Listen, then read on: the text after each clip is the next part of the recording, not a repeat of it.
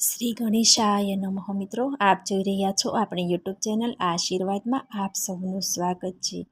શ્રાવણ માસના રવિવારનું વ્રત એટલે વીરપસલી વ્રત, ભાઈની રક્ષા કરતું વ્રત એટલે વીરપસલી વ્રત। આજે આપણે આ વિડીયોમાં સાંભળીશું વીરપસલી વ્રતની વ્રત કથા।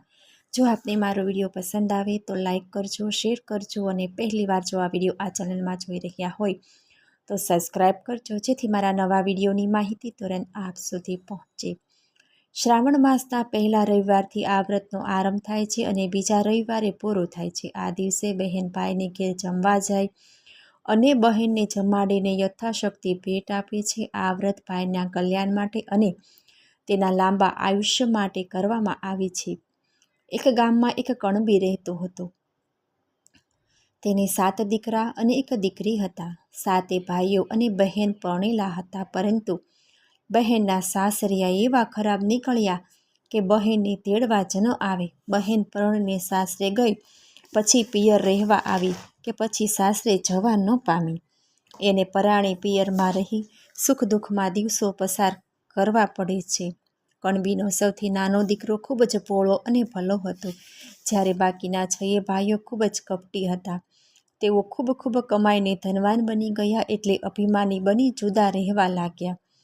નાના ભાઈ સાથે ડોસા ડોશી, બહેન અને તેના સ્ત્રી બાળકો સાથે બધા ભેગા રહે। ખાનારા જાજા પણ કમાનાર એકલો। તે ખૂબ પરિશ્રમ કરે ત્યારે માંડ પેટ પૂરતું ખાવા મળે, એટલે બિચારો ગરીબ જ રહ્યો। બહેનને તેના નાના ભાઈ ઉપર ખૂબ જ દયા આવતી। તેને થયું કે લાવ હું મારા ભાઈને ટેકો કરું।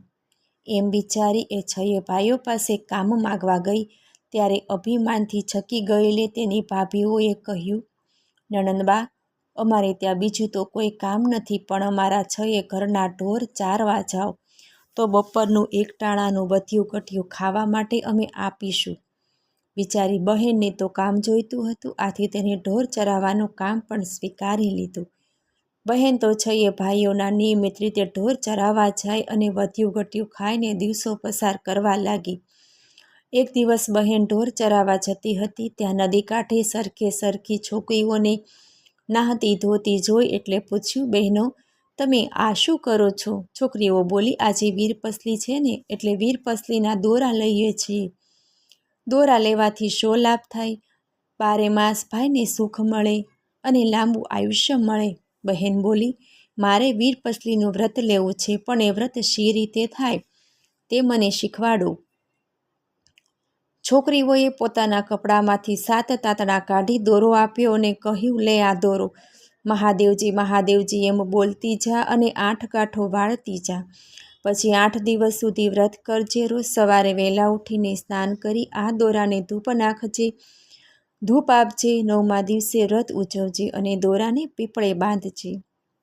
છોકરીઓના કહ્યા પ્રમાણે નાની બહેને વ્રત શરૂ કર્યું। આમ કરતાં 8 દિવસ પસાર થઈ ગયા। હવે વ્રત ઉજવવાનું હતું, એટલે તેણે માને કહ્યું, માં, આજે તો મારે વ્રતનું ઉજવણું કરવું છે। ભાઈ જે આપશે ને હું તે જ જમીશ। એ તો હરખાતી ભાઈઓને ત્યાં ગઈ અને બોલી, ભાભી, આજે મારે વીરપસલી વ્રતનું ઉજવણું કરવાનું છે, તમે મને જમાડશો?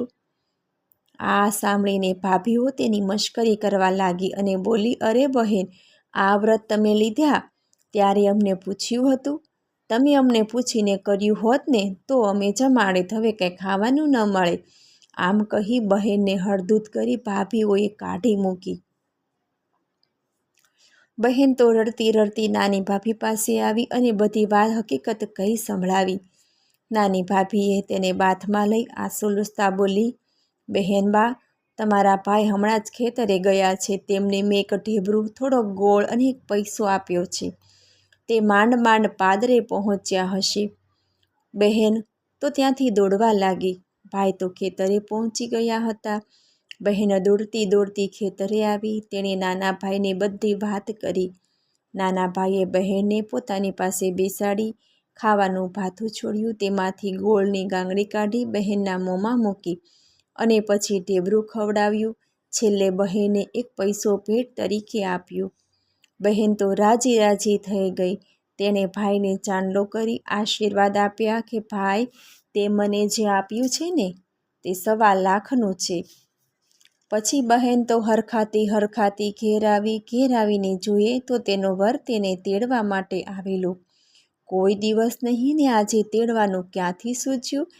તેને તો વ્રત ફળ્યું. જમાઈ બોલ્યા, માં, હું તમારી દીકરીને આજે તેડવા આવ્યો છું. ઘણા દાડે આવ્યા, આજનો દાડો રહી જાવ ને કાલે જજો, માએ કહ્યું.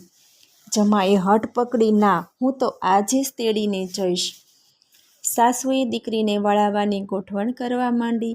તેણે ઘરમાં જોયું તો દીકરીને આપવા જેવું કાંઈ ન મળે. તે તો દોડતા છઈએ વહુઓના ઘેર જઈ વાત કરી. છઈએ ભાભીઓની નણંદબા સાથે મજાક કરવાનું મન થયું. તેમણે ચીથરા, સાવરણી, જૂની ઈંઢોણી અને કપડાના ડૂચોનું પોટલું વાળીને સાસુને આપ્યું. સાસુએ તે પોટલું નણંદને માથે ચડાવ્યું. ડોશી દીકરીને જમાઈ સાથે વળાવી ઘેર આવી. તેઓ થોડેક દૂર ગયા ત્યાં એક વાવ આવી. વાવને જોઈ બહેન બોલી, હે પતિદેવ, આજે મારે વ્રતનું ઉજવણું છે એટલે હું જરા નાહી લઉં. આમ કહીએ નાવા ગઈ નાતી જાય છે અને મહાદેવજીને યાદ કરતી જાય છે. નાહીને ભીને કપડે બહાર આવી અને પોતાના વરને સાથ દીધો કે પેલા પોટલામાંથી લુગડું નાખો ને. તેના વરે પોટલું છોડ્યું અને કહ્યું, કયું ચીર આપું? વહુને થયું કે મારી કેવી ઠેકડી કરે છે. તે બોલી, અમારે નિર્ધનને તે વળી હીરને ચીર ક્યાંથી હોય? વરે એક લુગડું નાખ્યું. વરુએ લુગડું જોયું તો કસબી કોરનું રૂપાળું અંબર. વહુએ તો બહાર આવી પોતાનું પોટલું છોડ્યું તો તેમાંથી જાતની મોંઘા મૂલની સાડીઓ થઈ ગઈ. તે હરખાતી બહાર આવી કે ત્યાં પગથિયે અન્નથી ભરેલો કોથળો મળ્યો. પતિ પત્ની બંને વાવની બહાર નીકળ્યા. ત્યાં એક મોટો મહેલ ઊભો થયેલો જોયો. બંને પતિ પત્ની મહેલમાં ગયા. પતિ તો આ બધું જોઈ અચાનક કેમ બન્યું એ વિચારવા લાગ્યો. ત્યાં બહેન બોલી, આ બધું વીરપસલીના વ્રતનો પ્રભાવ છે. વહુ તો મહેલમાં જઈ રસોઈ કરવા માટે જ્યાં ખાડો ખોદે છે ત્યાં સોનું જ સોનું. બહેને ધરતી માને પ્રાર્થના કરી કે હે ધરતી માતા, મને થોડી ભોંય ઉઘાડી આપો ને, જેથી હું ચૂલો કરી શકું. ત્યાં તો ચૂલો થાય ને એટલી ધરતી ઉઘાડી થઈ ગઈ. વહુએ રસોઈ કરી. બંને જણા જમવા બેઠા. જમી પરવારીને વાતે વળગ્યા. પછી તેમણે ત્યાં જ રહેવાનો નિર્ણય કર્યો. તેમણે સોના મહોરો વેચીને વેપાર ધંધો વિકસાવ્યો. જ્યારે આ બાજુ વહુના પિયરમાં દુકાળ પડ્યો. 6 ભાઈઓ ભિખારી થઈ ગયા. ડોસા ડોસી 7 દીકરા અને 7 વહુઓ પેટિયા માટે પરગામ જવા નીકળ્યા. તેઓ ચાલતા દીકરીની હવેલીએ આવ્યા. મોટી હવેલી જોઈ કામકાજનું પૂછવા લાગ્યા. 7મે માળેથી દીકરીએ પોતાના ભાઈઓ અને મા બાપને ઓળખ્યા અને તેમને પોતાની પાસે રાખ્યા. બહેને 6 ભાઈઓ અને 6 ભાભીઓને વેતરાનું કામ સોંપ્યું. તગારા, કોદાળી અને ઈંઢોણી આપ્યા. નાના ભાઈ ભાભીને કાંઈ જ કામ કરવાનું નહીં, ફક્ત બેઠા ખાવાનું. એક દિવસ બધા સાથે જમવા બેઠા. બહેને 6 ભાઈઓની થાળીમાં સોનાના ટુકડા મૂક્યા અને 6 ભાભીઓની થાળીમાં રૂપાના ટુકડા મૂક્યા. જ્યારે નાના ભાઈને લાપસી પીરસી. 6 ભાઈઓ અને ભાભીઓ જુએ છે તો પોતાના બહેનને દીઠા. તેની આંખો ઉઘડી ગઈ. તેમને બહેને દુઃખ દેવા બદલ ખૂબ જ પસ્તાવો થયો અને તેમની આંખોમાંથી પશ્ચાતાપના આંસુ વહેવા લાગ્યા. બહેનને તેની પર દયા આવી. તેણે દરેક ભાઈઓને એક ઘર આપ્યું અને દરેકને અલગ ધંધો કરી આપ્યો. બધા આનંદથી રહેવા લાગ્યા. વીરપસલીનું વ્રત જેવું બહેનને ફળ્યું તેવું સૌને ફળજો. મને સાંભળવા બદલ ધન્યવાદ. જો આપને મારો વિડીયો પસંદ આવે તો લાઈક કરજો, શેર કરજો અને પહેલીવાર જો આ વિડીયો આ ચેનલમાં જોઈ રહ્યા હોય તો સબસ્ક્રાઈબ કરજો, જેથી મારા નવા વિડીયોની માહિતી તુરંત આપ સુધી પહોંચે. ધન્યવાદ. જય શ્રી કૃષ્ણ.